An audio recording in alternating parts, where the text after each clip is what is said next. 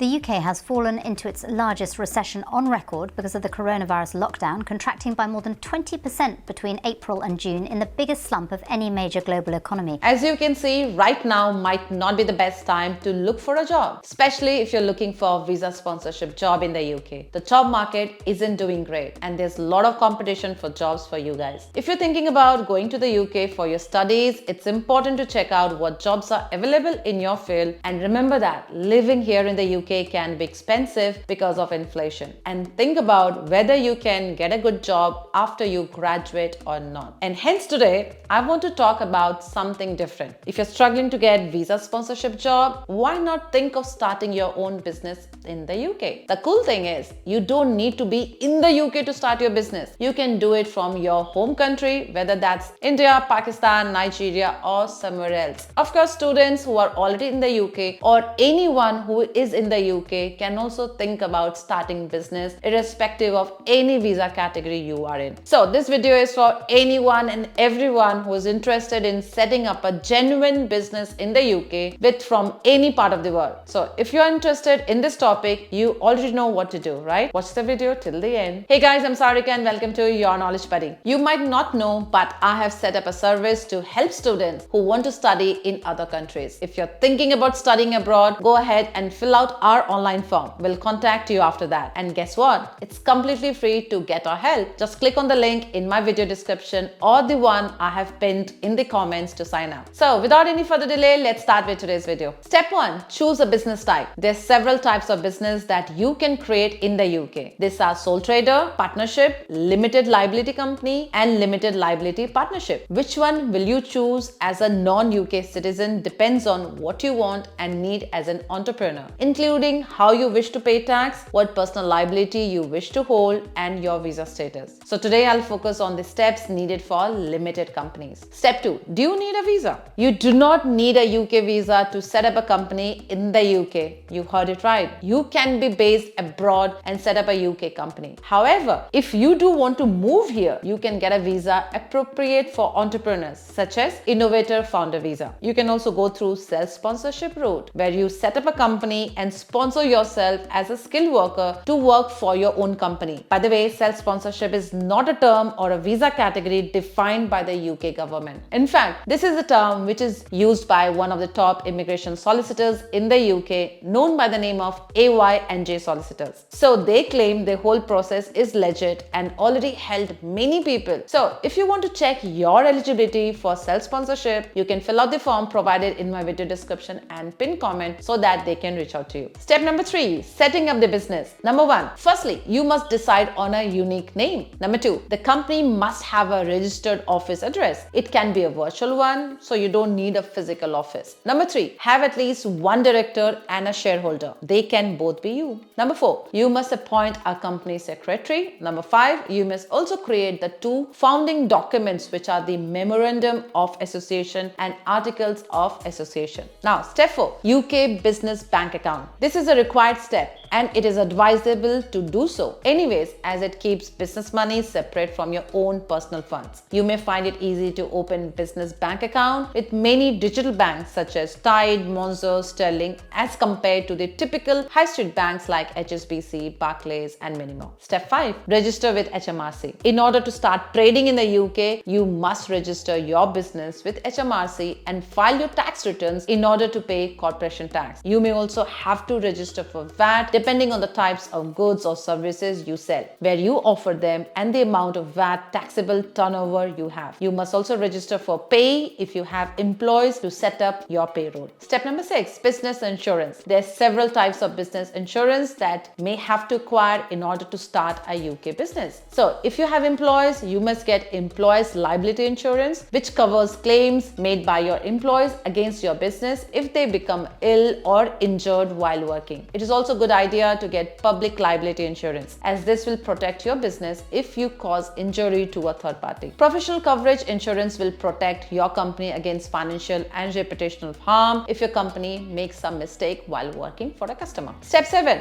UK strategic partners. It is possible for you to get a UK-based representatives to fulfill roles in your UK business. If it is not possible for you to do so, you can take legal help from any UK solicitors like AY&J, as they do handle self-sponsorship visa. So before I conclude today's video, setting up a British business as a foreigner is not necessarily a complex process. In fact, with right guidance, it can be done seamlessly like Kate did. I interviewed Kate a few weeks back where she shared her story of self-sponsorship visa from US. If you missed it, watch it from here.